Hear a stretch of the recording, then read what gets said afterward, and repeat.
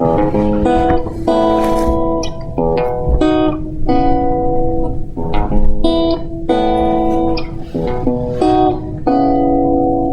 to the Desert Sanctuary with Karl and Laura Forehand. Often when we have doubts about religion, or we want to be contemplative, or simply ask questions, it can feel like we are wandering out into the desert. We would like to welcome you to our sanctuary, the Desert Sanctuary. We've tried to pick guests that resonate with our fellow friends and seekers here in the desert. Our hope is that you will find life for your body, soul, and spirit.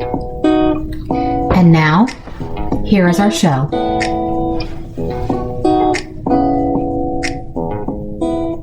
Hi, welcome to the Desert Sanctuary podcast. I'm Laura Forehand, and we are glad that you're here. I'm here with Karl Forehand, and we have a special guest that we're going to talk to today and get to know.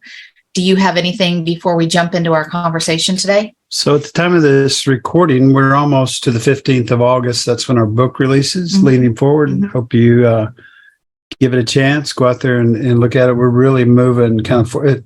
I said the other day, I think it's kind of good when what you write scares you a little bit. You know, it's a little like maybe I'm going too far, and I made a video about that. But anyway, yeah, we're not here to talk about the book today, but when you get a chance, go out and check that out. Yeah. Brittney Hartley has a master's in applied theology from the Future of American Religion. She's an ordained Sufi, a wisdom tradition, a Mormon scholar, a spiritual director from the Center of Non-Religious Spirituality, and a podcaster at Almost Awakened Podcast.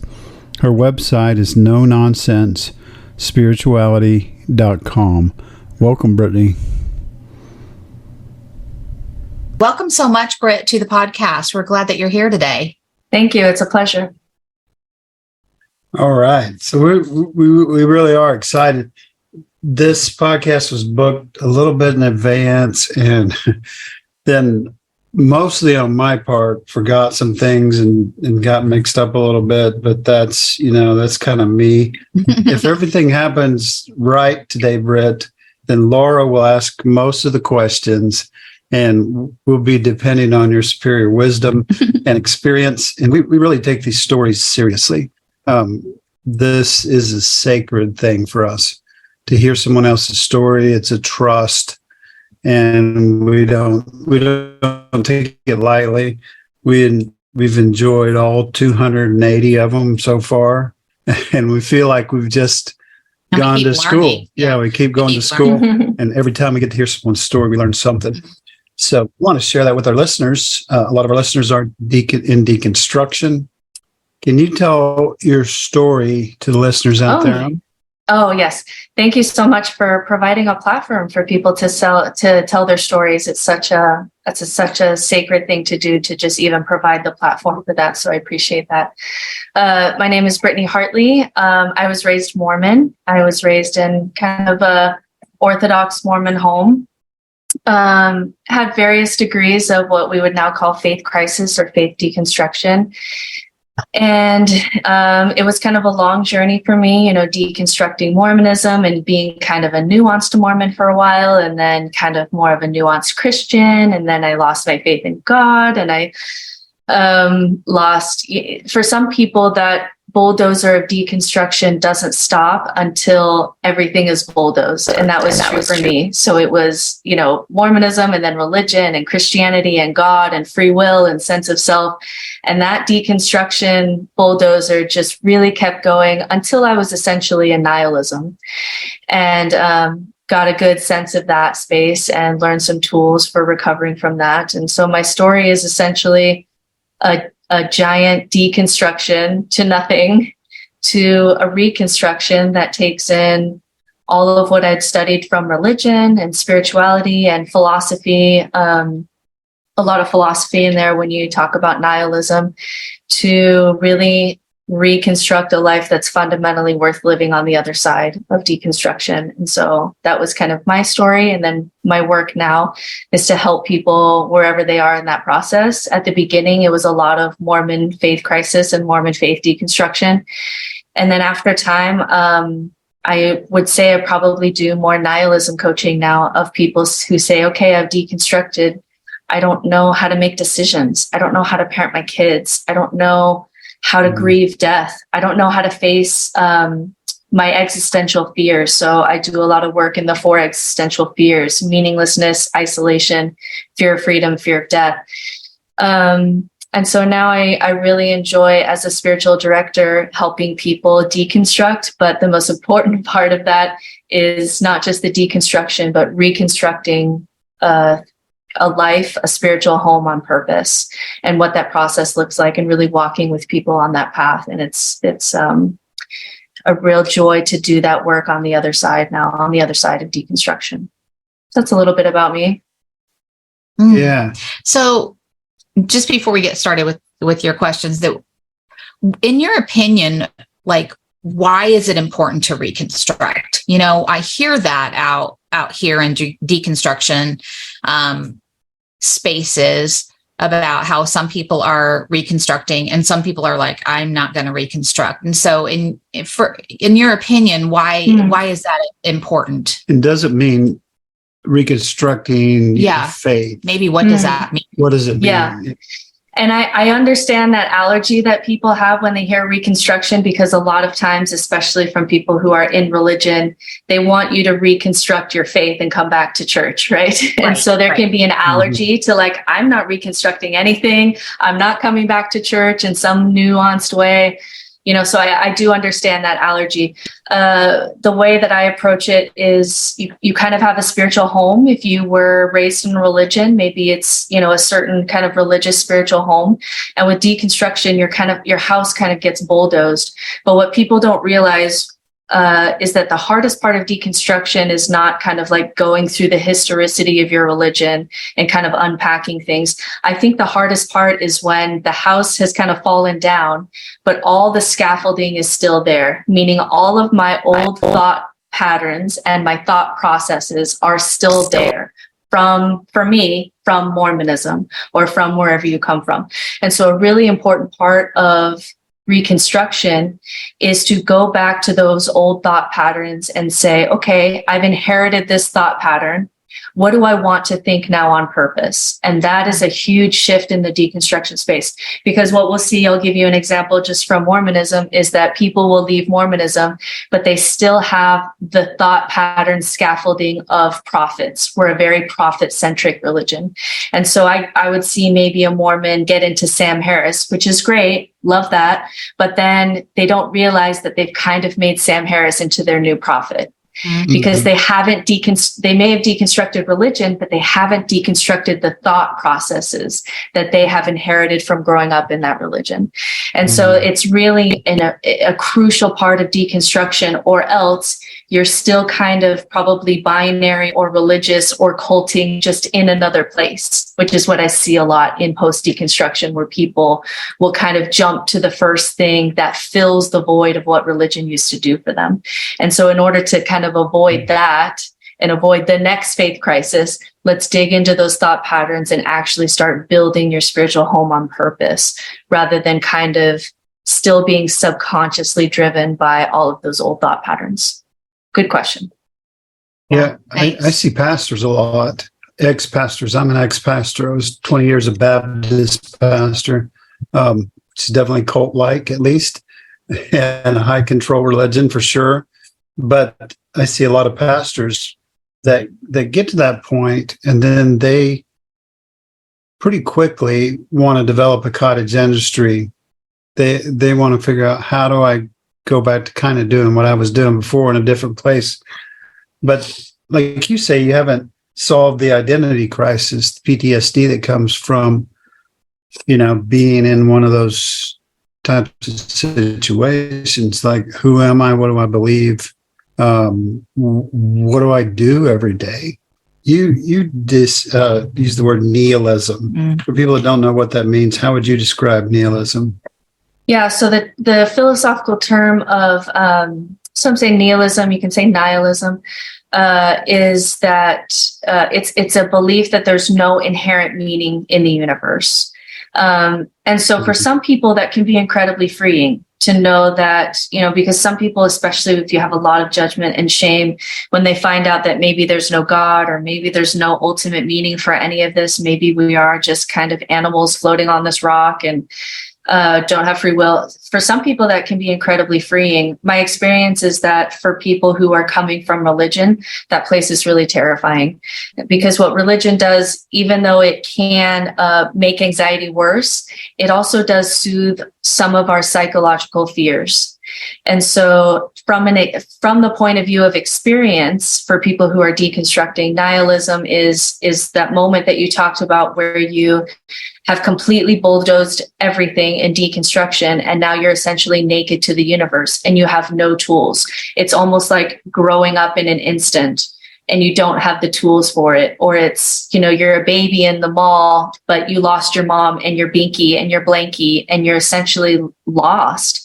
And it can be incredibly psychologically debilitating for people. And so I do spend a lot of time in that space, because some percentage of deconstructioners will spend time in that space. And it can take some help to it certainly, I certainly needed help when I was in that space in order to kind of recalibrate and find a way through that. You mentioned four things that started with meaninglessness. Then, so can you expand on that just a little bit more? Is that kind of what you're... Yeah. Mm-hmm. So we have 4 existential fears, and religion does give you tools to kind of soothe you with these fears, which is why losing religion can sometimes be really psychologically scary, because you lose your security blankets. So the 4 existential fears that people have, and usually you'll have one that's kind of like more than another, is the fear of death. And if you look at terror management theory, you can look at all the ways that we're subconsciously trying to hide the fact that we're going to die, like hide that from ourselves.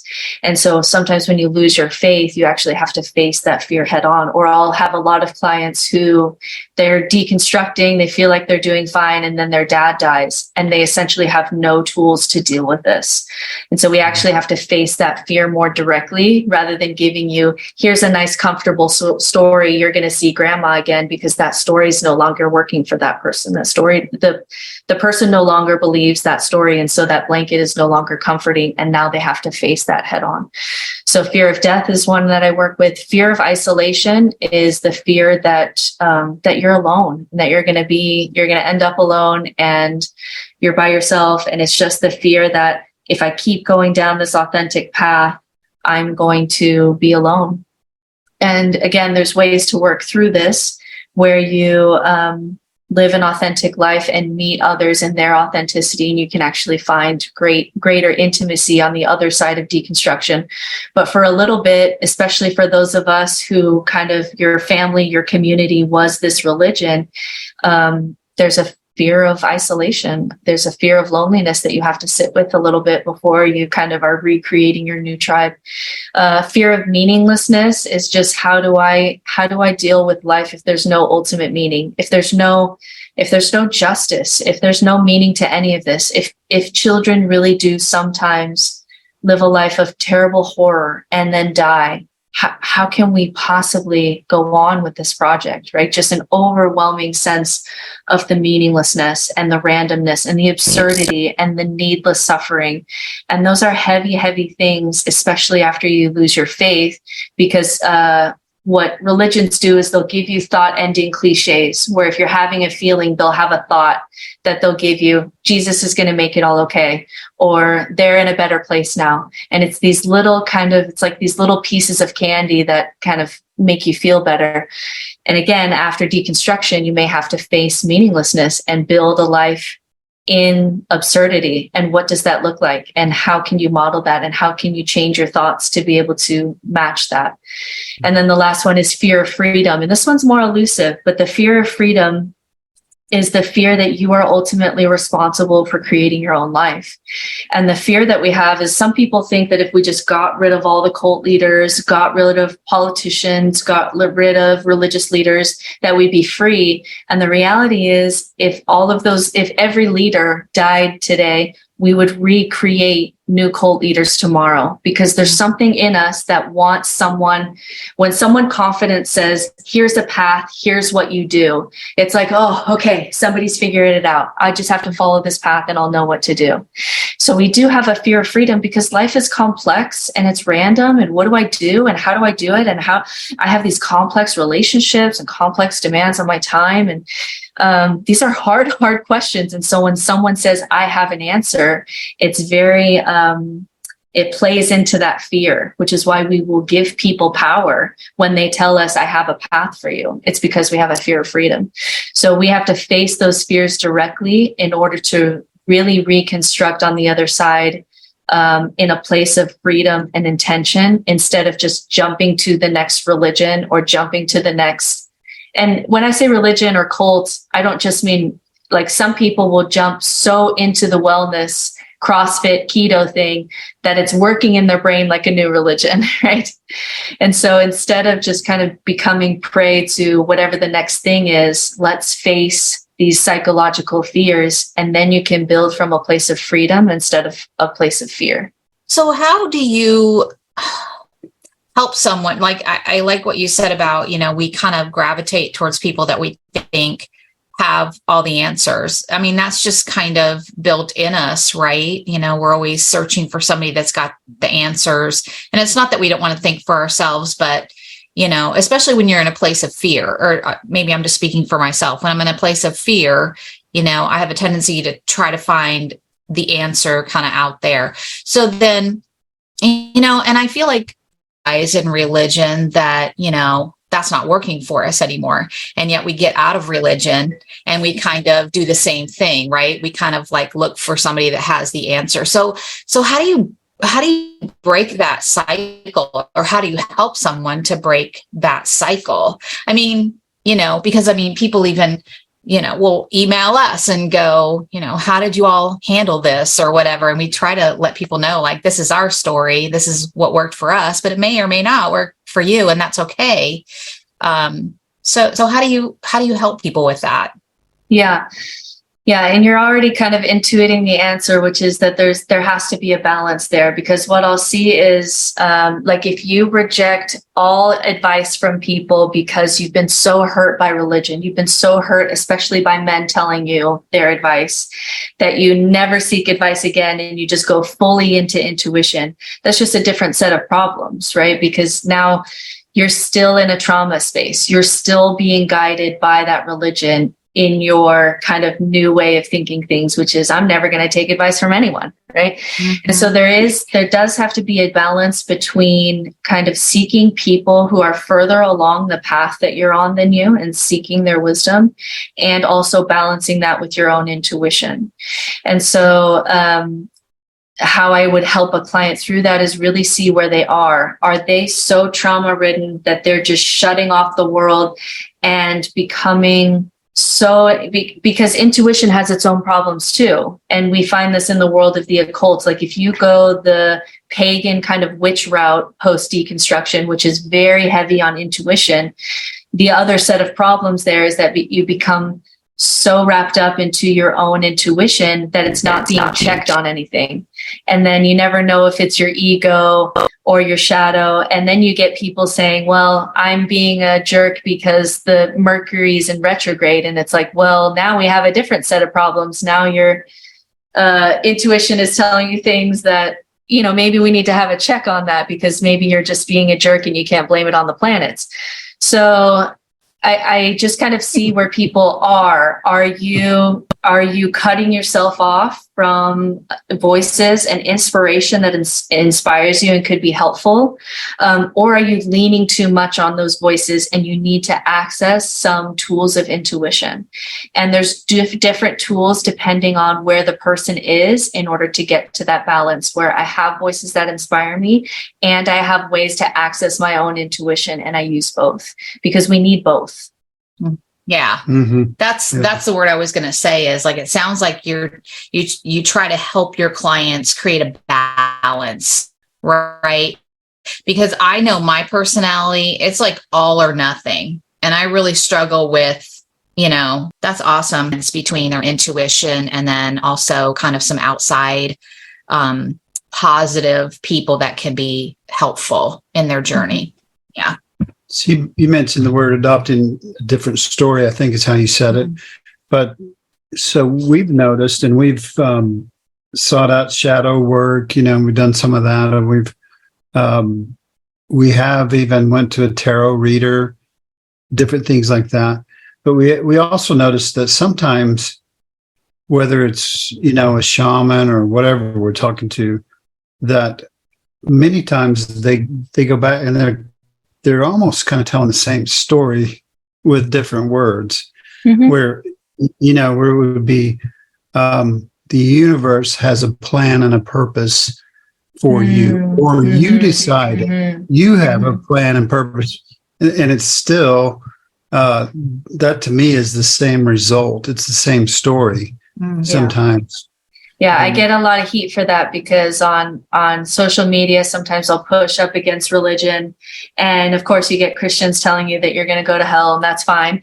And then, when I start pushing on kind of the occult world, that like, hey, some of this stuff is going on over here, guys. Like there's some work, like you're saying, where someone will try to sell you kind of fortune telling. And it's like, hey, we're not sitting with uncertainty. You're just selling me another tool that's based on kind of scientific woo, and not a lot there, in order to help me feel safe, which is what religions do. And now we're back in religion.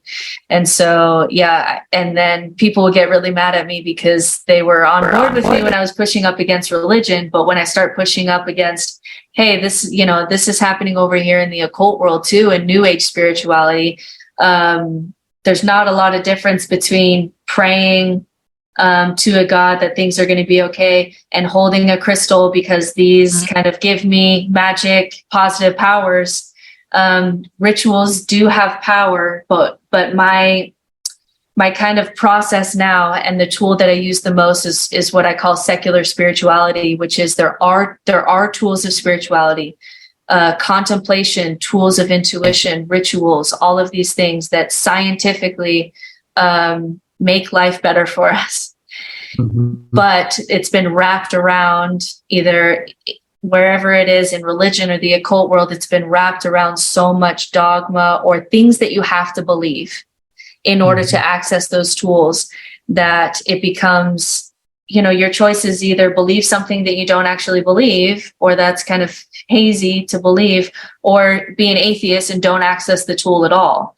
And I just don't like those choices. There needs to be something there that says, I want to access these tools. I just don't want to have to believe something unbelievable to get it.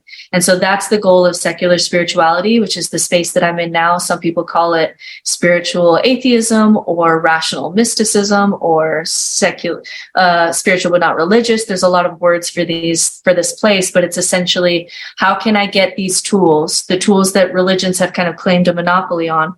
How can I get these tools of spirituality in order to make life better for myself and not have to believe anything unbelievable? And that's the project that I'm most excited about right now. That sounds really interesting. Kind of feels like that's the space I'm in a little bit. Yeah. People have different words for it. And I feel like so many people are intuiting into this space. So kind of my elevator pitch for this space is that in the West, it seems like right now you have three options. You have the option of religion. And so like people, when they have children, they're like, how do I raise these children to be moral? And so there tends to be three options. It's like, go back to religion, try to make it work, but it's going to have some problems. And then there's new age spirituality, which is like really great for like divine feminine and intuition, but then it has its own problems too. And then there's kind of this atheism, rationalism, which is, this is all stupid. Spirituality is all woo. And then, but there's atheism by definition is just, all it can say is not God. It's not a tool for building a life. And so people will get stuck there. How do I actually build a life when the only tool I have is skepticism? So each of these has gifts to offer. Religion can teach us a lot of things. It's been the house of wisdom and spirituality for thousands of years. The occult world and tools of intuition can help us have that conversation between our conscious and subconscious mind. And we need skepticism because we need to keep the bullshit off the table. And so secular spirituality is kind of the Venn diagram place of all these three, which is, we're going to take our skepticism, we're going to lean on science always, we're going to use the tools of the occult, we're going to use anything from spirituality that's a helpful tool. Some people just call this spicy psychology, in order to make the good life without belief, without dogma. Very cool. Yeah. So when we wrote our new book, one of the things we did is we called it Stories from the Desert. And over the past several years, we've been listening to stories from people. And as we listen to these stories, we notice there's some words that emerge. And so we put those in our book. And I wanted to run them by you and see what you had. Mm-hmm. The first one that I've heard you mention a couple of times, you said the authentic path. When I read Richard Rohr's book, Falling Upward, he talked about the second half of life, and the most important thing there was authenticity, right? What do you say about authenticity? Yeah, that's a really critical part of second half of life. Because essentially you have to build a life that can match the level of suffering that there is in your life and in the world. Otherwise, it's not a life worth living. And so first half of life is, identity and ego and belonging, and you need that. And Mormons are actually really good. Richard Rohr said himself that nobody does first half of life better than the Mormons. Like, we are all about identity and structure and order and purpose and kind of these ego building things. It can be very healthy for children sometimes, right? Obviously, it has its toxicity, but it can be very good for children to have that sense of order and structure. And then he said that nobody does second half of life worse than the Mormons, though, because we get stuck there, right? If you know anything about Mormons, we just kind of stay in that first half of life as a culture. And so for second half of life, it really is all about authenticity, because that is the only thing that can stand up to suffering, is you building a life that's worth living. And so that is the power of, if for people who go through nihilism, that is the superpower of nihilism, because nihilism strips away ego and what people are saying about you and what you should do. And this kind of facade that we all have of like, this is how we dress, and this is my house, and I have a job, and I'm just in this system. And eventually you just wake up and you realize, this isn't working for me. Like, this is not inherently a life worth living.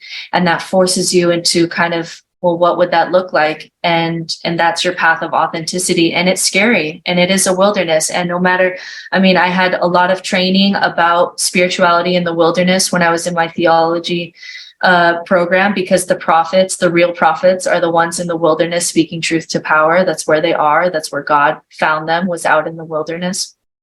And so I've spent a lot of time listening to desert reading or listening to the poems of desert fathers and mothers who are out in the wilderness. It's a very sacred place.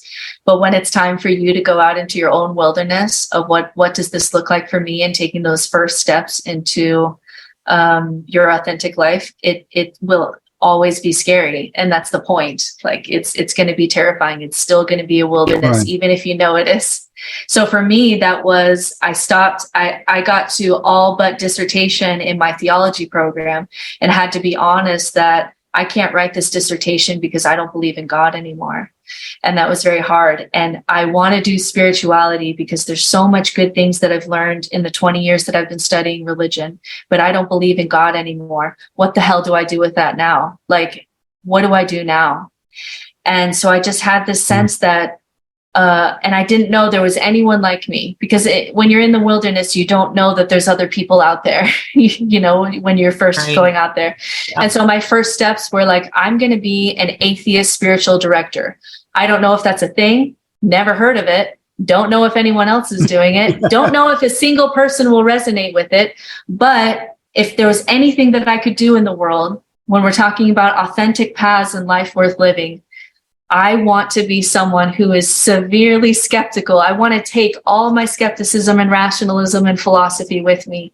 And I still want to value mysticism and spirituality. And even these tools that science says, this is actually good for mental health. I want to take both of those things, even though people try to force me to pick one or the other. And when you first start, I didn't know if anyone would resonate with me. And now, I have a full client list. I'm able to work full time, seeing people who resonated with my message that we can build a meaningful life. And I'm never going to ask you to believe in anything to do it. And people really resonated with that because they've been burned by religion before. But those first steps in the wilderness, they're terrifying. I had never heard of anyone doing what I'm doing now. But I had to do it because what else am I going to do with my one life other than me? And then you find other people in the wilderness, right. And then you make a little house out there, and it turns out to be not as scary as your first steps into that place.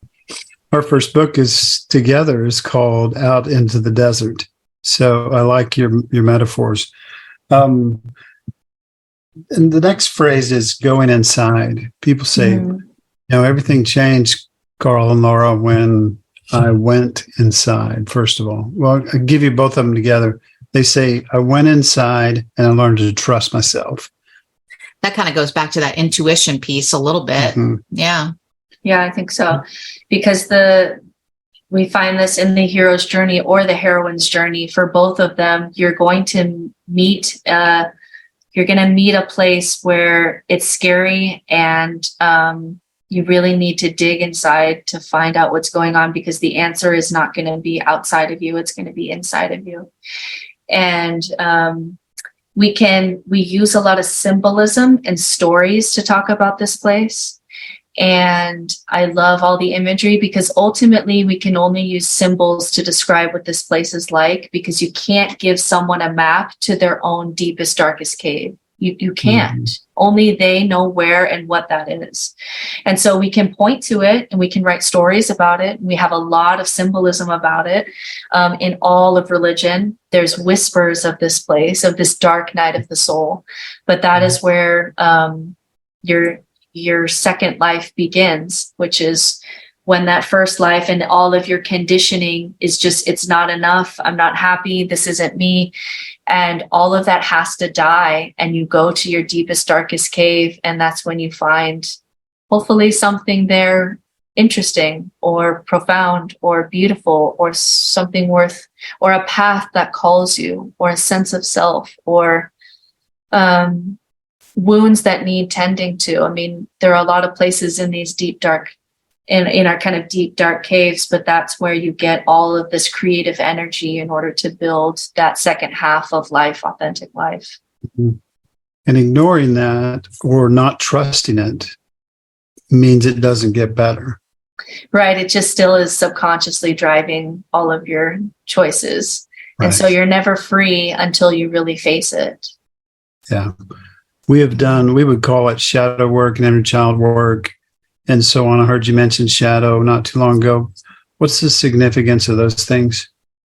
Yeah, so I do both shadow work and inner child work, and they're really essential things in order to develop wholeness. And so the best of what wholeness is, and again, I can only use kind of story and symbolism to describe this, but the best of freedom and wholeness on the other side of deconstruction is that yourself is a room, and all of your emotions come in and out of this room. Anger will come into that room and tell you something. Your inner child will be triggered by something and walk in and say, hey, I'm feeling unsafe right now. Or your shadow is there saying, don't let anyone see this part of you. I'm ashamed of this part of myself, right? And they're all in a room. And if we don't get a sense of that inner work, then this room is just chaotic, right? Like anger's throwing things against the wall. Your inner child is in a corner crying. Your shadow is like subconsciously driving your behaviors, and you can't get a sense of like, why am I acting this way? And it's because you haven't even faced this part of yourself. And so inner work means I'm going to see and make space for all the different parts of me, 5-year-old me, 10-year-old me, shadow me, ego me, because ego it's not a bad thing. We need ego there too. We need to be able to put on a persona in order to walk out into the world, and your ego just wants to protect you. But once you get all of those pieces of you in a room, then you get a sense of wholeness where if anger comes up, oh, I have anger coming up in me. What does it have to tell me? I'm feeling triggered. My inner child needs some caring right now. How can I tend to that? I'm feeling ashamed right now. Is there something that I can do to address my shadow and let it know that it's just human and it's okay? Right. And that is the place of ultimate freedom, because that is the only place where you are really making intentional choices. Because most people, most of the time, you have an emotion, so you say something, we're just reacting, right? And the only freedom that we get as humans is that little space where I'm feeling something, I'm sensing something, and you can figure out what that is, and you can say, I'm going to choose to deal with it by doing this. That space is freedom. That space is intention.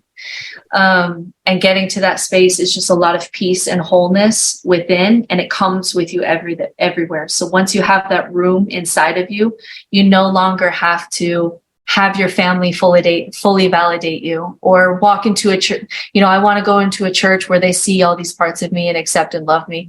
And so people are seeking for that room out in the world, when really you can make it within and take it with you wherever you go. And that gives you a lot of inner peace, more inner peace than I ever had when I was in religion. Right. And Jesus said the kingdom of heaven is within you. Right. So there's some ways you can go wrong with that too, with that phrase, but we call it focusing, courtesy of Eugene Gendlin in the 70s, and ultimately from Carl Jung. But a friend taught us this phrase. He said, a part of me feels. When a spiritual director says, what do you feel and where do you feel it? Then if we say a part of me feels, then it's like, it's not my whole self that's angry. It's a part of me. And focusing on that part was helpful to us. Yeah. And that small little shift, it seems so small, but like that is true freedom. Of, instead of saying I am anger, like I am angry, saying like I'm experiencing anger right now, I'm going to get curious about it and figure out what's going on with me, and then I'm going to react in the world how I want to react. Like that's all the freedom that we get as humans. And it's hard. It can be hard to take that breath and do that work, but that's where freedom is. Otherwise, we're really just reacting. And then you're living your whole life just reacting to stimuli, and you never get to build something that's you. That's really good. Do you sense that that's a cognitive thing? 75% cognitive, 0% cognitive, or where does it fall there? I've been humbled a little bit in knowing that some of our ability to do that as humans, and this is a little bit getting into Jung or spiral dynamics, when you talk about human flourishing and kind of the later stages of human development, is how much privilege you have to be there. And so I've been humbled recently in really coming to terms with, if you never got, like, if we're just talking about Maslow's hierarchy of needs, and it's like food, water, if you never got belonging, safety, ego, if you never got that, the chances that you can psychologically deconstruct and face chaos, your brain will stop you from doing that because it's not safe for you. Right. And it doesn't mean you're a bad person. And it doesn't mean that you're not as smart as other people who are, deconstructed and doing amazing things with their life. It's really, some of it is privilege. Did you have the privilege to develop an ego? Did you have the privilege to have safety and belonging? So this comes up a lot in with clients, with women who are like, I get the sense in the spirituality world that I want to dissolve my ego, but because they were raised in a patriarchy, they never actually built an ego. So we actually have to go back and say, before we can do any of this ego dissolving work, which can be really fun and interesting in certain stages, we have to go back to, who are you? What do you like? What is your personality? What are the emotions that you feel before patriarchy told you to put a smile on and don't show everybody those emotions? We have to do that first. So I think some of it is privilege, and I think we just need to be honest about that and say that. I think atheism in some ways is a privilege because you had the privilege of at least some education and enough safety and security in yourself to face the unknown, which psychologically is much harder if your life is more chaotic. And so I don't think it's fair.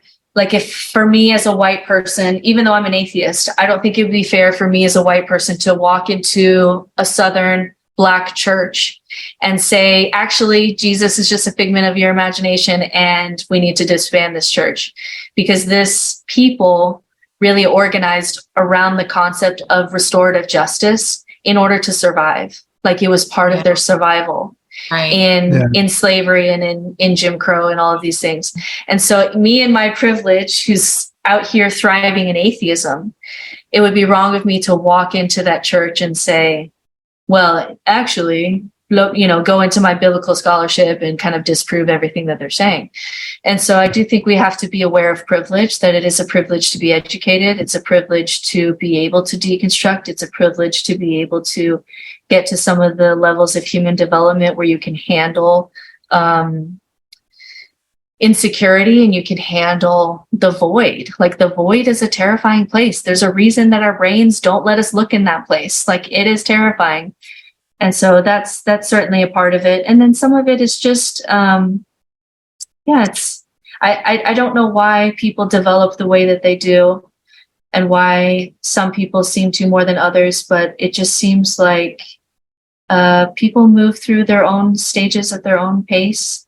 And a lot of that has to do with just how they were raised and the circumstances of their life, and that they're good people, just like you, doing their best. And I think we can have a lot more compassion for where everyone is in their stages and the beauty of each stage, rather than, it wouldn't be fair for me as a mother to look at a child and say, well, he's a year old, but he's not walking really well. And it's like, well, that's the stage they're in, and it's perfect and it's beautiful right where it is.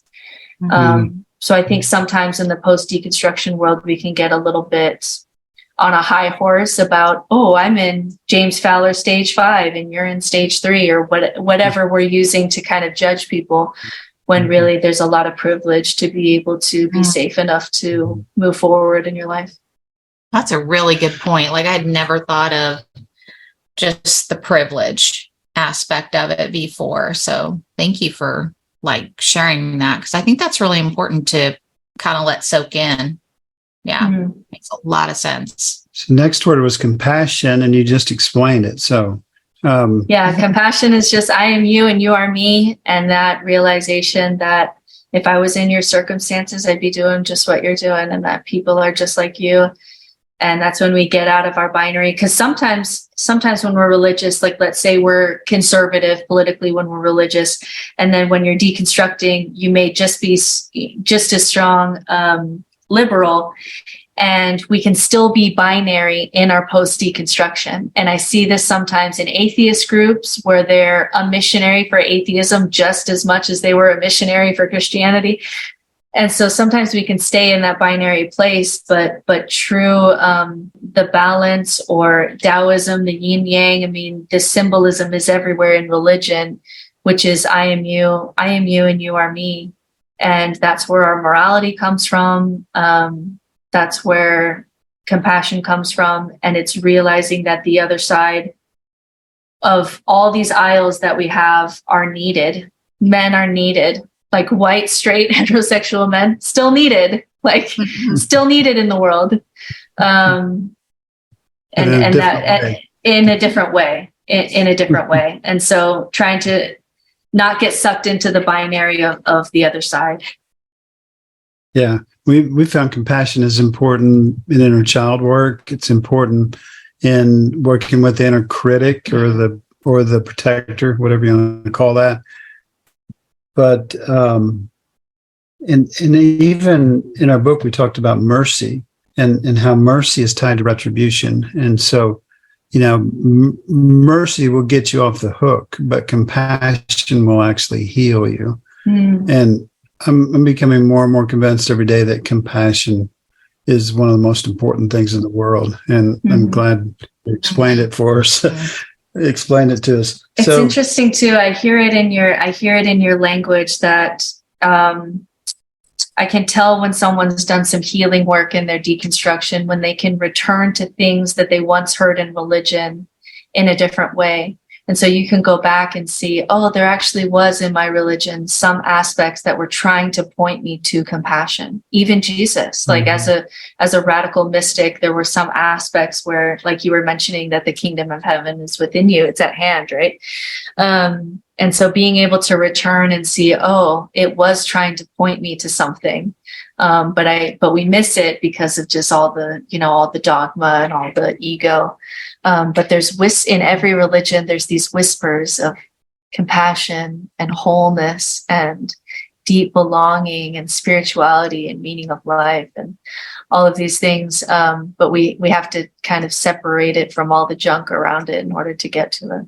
You mentioned a long time ago, well, we've been talking, not a long time ago, but ways back, fur piece back, whatever your vernacular is there. But you mentioned certainty, and it's certainty about the biggest hurdle we all got to get over. It's up there. Is uncertainty necessary, and so on? Yeah. Important is certainty. Yeah. So one thing to be aware of is that people who are drawn to high demand religions are people who have a psychological need for closure, which means in order to psychologically function, they need more structure and order than the average person, let's say. And I think that again, pointing to compassion, you can see why you can show them all the reasons why whatever is based on historical lies, essentially, and they will still cling to it. And so we have to dig down. Why is this person clinging to this thing? Why is this person clinging to this religion when their gay son is suicidal? Why is this person doing this? And again, it goes back to that certainty and that need for certainty, but it's not just in order to be right. It's also because in order to psychologically function, we do need some sense of order. Like we do need something there, and some people more than others. And so I think the trick is, we do have to all sit with uncertainty and just realize it's a feeling and it's not going to kill you. Like that we all need to do, and that is good. But then also I do think that we can build some structure too, in order to be balanced in between order and chaos. And so a lot of my work is helping people find a balance, their own authentic balance in between order and chaos. When you have too much order, you are suffocating, right? And you know this being in a religion where like everything is so prescriptive. There's no breath here. There's no life here. I am suffocating. But the other side of that is pure chaos. And in pure chaos, it's paralyzing. I cannot make a decision. I cannot move. I am so paralyzed out here in chaos. We psychologically can't handle both ends of that. We need to be centered in between order and chaos. And so a lot of what helps people break into uncertainty is helping the chaos not be so scary. So that may be like, let's say someone's deconstructing or someone's in a mixed faith marriage. For example, my husband, he was in the church a lot longer than me. And he didn't leave the church until I had built in on Sundays. We were doing kind of every other week. We were in a mixed faith marriage for a while. And so one week we'd go to church and one week I would do church at home. And when he saw that when I was doing church at home, I had a lesson and we did an activity and we had music and we took a breath and my kids enjoyed it. And it was certainly, they were getting more out of it in church. Once he saw that there was order outside of church, that we could do this, that's what enabled him to leave church and be able to say, okay, I think we can do this on our own. Mm-hmm. And so I think, although we do need to sit with uncertainty, we also need to realize that it's not psychologically safe to leave people out in chaos, in the void, without something there to hold them together. And we can develop tools for that so that that uncertainty is an easier transition and not so psychologically debilitating. So that may be building up rituals in your life, for not because God says to, but because these are the things that, these are my values, and this is how I'm putting it into my life. That can give people a sense of order. And yeah, so although fear of uncertainty can hold us back, we can also kind of order the chaos so that we can make that transition psychologically safer for ourselves and others. Yeah. Mm-hmm. Really good. We often ask people this. We never prepare them for it. Like, we didn't give you any of these questions ahead of time. No. We ask people, if you had a billboard that everybody could see, and you have the right to invalidate the question and say it's a horrible question, but what would you put on your billboard if everybody in the world could see it? And I used to say, well, it needs to be kind of short. And then Laura said, well, it's your billboard. It can, as long as you want it to be. But I always say, you don't want to crash your car. You Read can the always pull billboard. over to the road. Yeah, you can pull this. Find a reason to make it as long as you want. Yeah. I would say I would put on there my favorite quote, which is from Albert Camus, or he's French, so you would say Albert Camus, but whatever. And my favorite quote of his, and it's one that has saved a lot of people. Like, the people that I talk who have faced nihilism have found his work and found how he, just the background of this quote is, he tells people that the greatest philosophical question is that of suicide. And the reason that is because you find yourself in this universe, and you have to kind of decide whether you consent to being here as things are, or whether you withdraw your consent.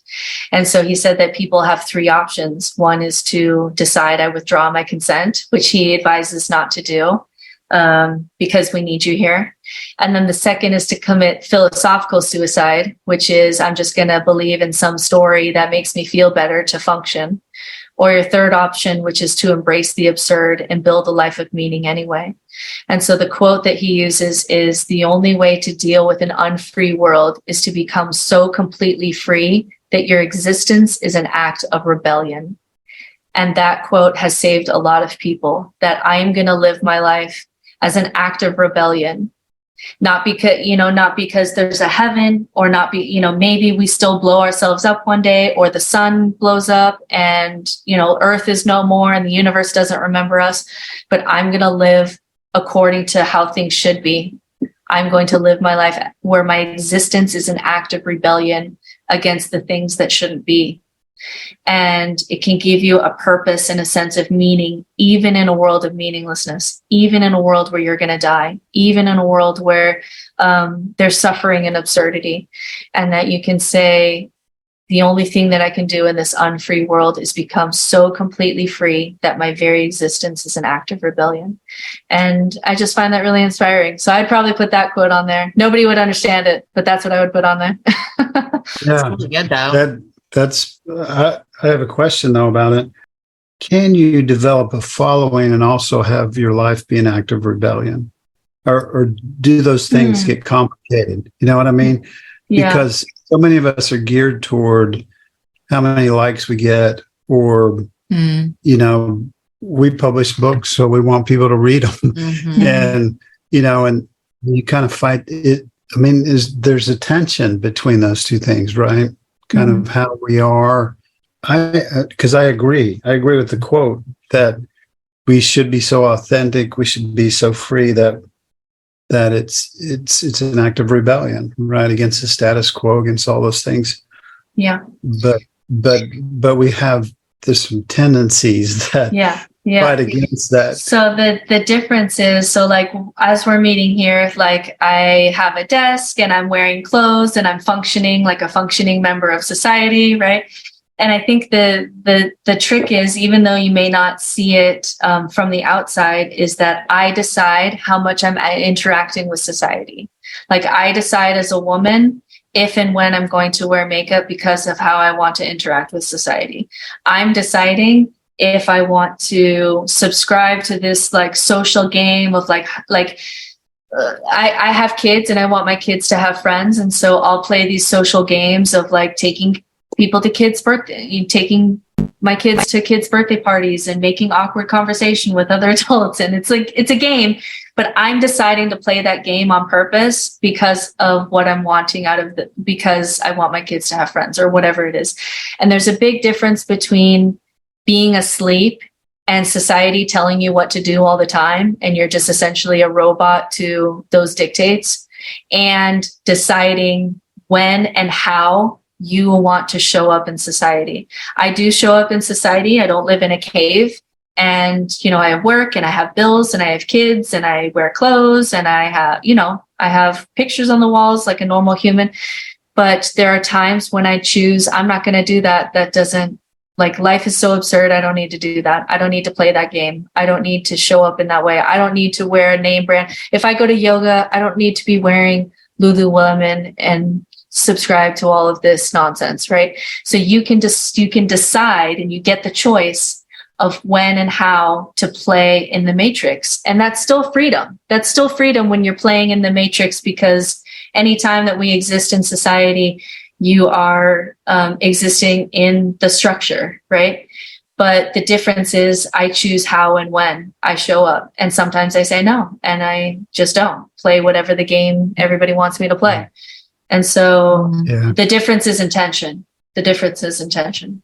That's really good. As you were talking, I'm like, I'm 58 and some of that stuff is just now happening for me. And part of me is like, part of me wants to kick myself because like, you're pushing 60 and you're just kind of figuring some of that stuff out. But that's so good. That's just so good. So this has been a really like enlightening and really great conversation. I want to do part 2 someday. We can do that. But for this particular podcast, how can people get in touch with you? And by people, I mean maybe me. Yeah. So my website, like, I feel like you're speaking my language, and so I may have some follow-up questions off air. Offline, I would love that. This is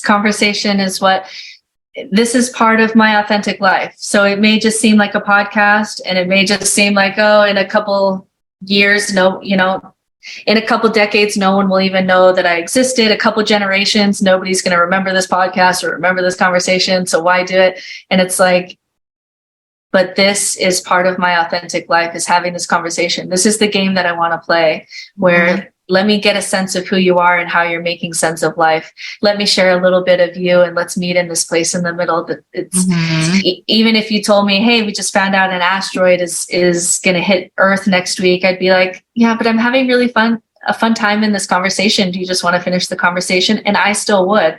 And so that's part of what an authentic life is what would you be doing even in the face of life is meaningless or it's going to eventually end. And for me, conversation is one of those things. So if you ever want to continue the conversation, I'm happy to. But my website is No Nonsense Spirituality. I have courses on there on people who are recovering from religion. I do have a nihilism course, which is all of my best resources for the people who are in that space.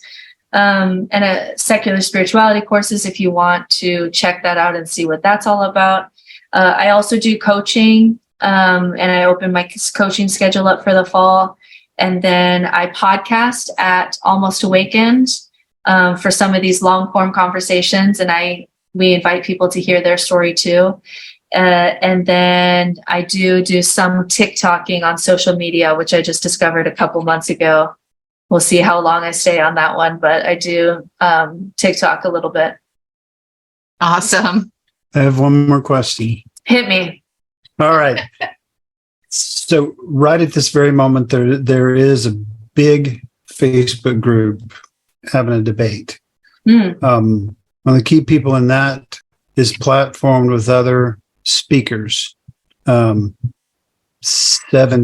of them are white men. One of them is an abuser. It's been about 10 years ago, but an advocate. in the group spoke up loudly and said, kind of to the other people that most people in progressive Christianity know very well, and said, what do you have to say? What about the abused women, the abused people in the audience that know that story and are going to experience that pain again if he's allowed to be there? And so it sparked a big, huge debate. And several of the females in the group said to the guys that were saying, yeah, but, so what we need you to do right now is listen. Don't say anything. Don't mansplain this to us. Don't excuse it away. Yeah. Don't tell us what to think. We need you to listen right now to the discussion that's going on. This may be a loaded question, and you can tell me afterwards. We can take it out if you need to. But real honestly, from your gut, what would be your advice to men in general, especially white men that, as you mentioned before, privileged and many times are, platformed because they have good speaking abilities, because they're good looking, and because they're friends with the other people on the stage. What would you say in general? Yeah. Okay. Like how would I solve patriarchy? Okay. Question. I'm not phrasing it right, but if I could solve, say, whoa. Okay. Yeah. If I could solve exactly. patriarchy with one thing that I say and just cure the world. Okay. The approach. Yeah. Okay. I'll do it. Here we go. No, the approach that I found works the best, and again, this is going back to my compassion, is when we punish men and we just hate men, which sometimes happens in post-religious groups where the feminism is just like, we hate men, look at all that they're doing. And of course, we need to give voice to all that. We need to sit with all that and feel the pain of all that. And I think a more inviting way, instead of men shaming women and having the power, and then when women get power, we're just going to shame men and try to take the power back, and we're just doing it to each other, and then it just gets worse, right? Because nobody's hearing anybody, nobody's actually healing. Is inviting people to the idea, especially men, inviting men to the idea that patriarchy is hurting you too. And so if I go to talk to white men, I'm not going to tell them every time a white man abused power in the church and just essentially shame them for things that they did do and didn't do, right? And just have it be a big old shame fest. Because that's it's not fair to them, and it's not helpful. It's not going to get me to where we want to go.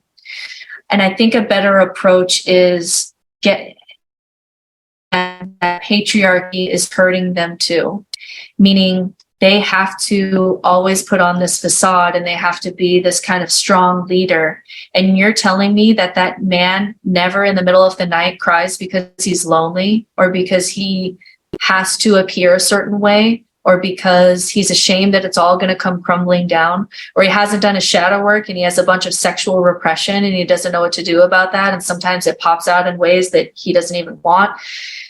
I mean, we have to look at these people as if they're human, because they are. And so what I would do, the better way to have these patriarchy conversations is to say, men, I need you to listen to the ways that patriarchy have hurt us. And men also need to share with each other and to women, and be safe enough to, and this is where us women need to do some work. How has patriarchy hurt them too?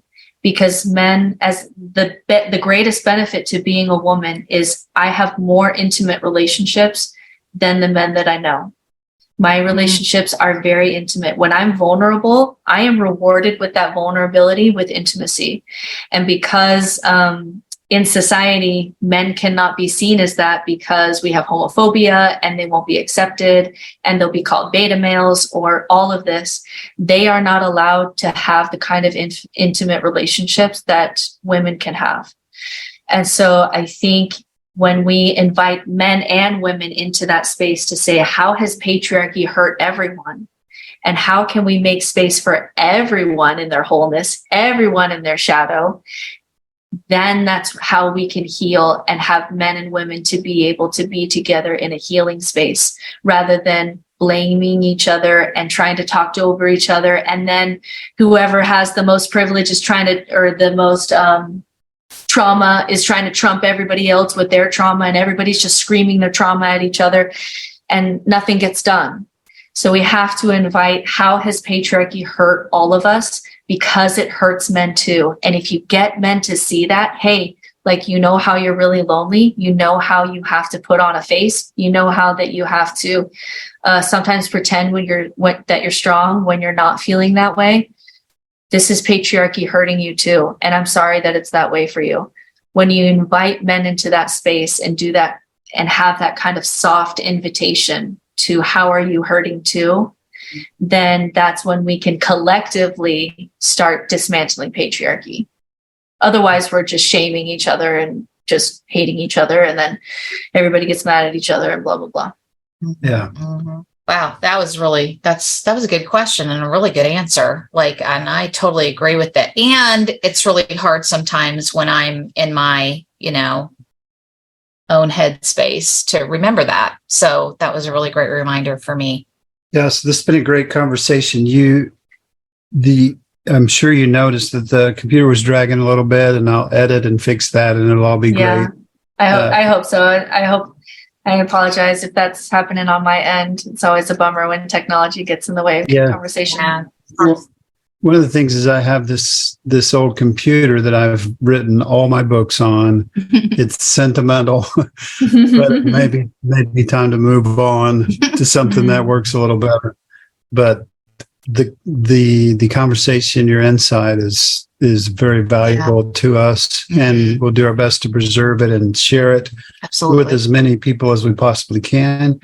And I hope you get some feedback from it, some good back and forth and help. Anyway, for all the listeners out there, thank you for tuning in. We value you greatly. We're available. We have time in our schedule just to talk. We've just about figured out our best thing we can do is listen to people. And I have an identity crisis. I don't know if I'm a preacher or a scholar. I definitely don't want to be a theologian. But maybe with Laura's help, I can be a listener, and that's what we're kind of learning to do. So we thank you for tuning. Yeah, we thank you for tuning in out there. Thank Britt for coming and hanging out with us for about an hour here. And as always, be where you are, be who you are, and be at peace. Thank you for joining us today on the Desert Sanctuary. Remember, all that wander in the desert are not lost. We hope that you know you are seen, you are heard, and you are loved.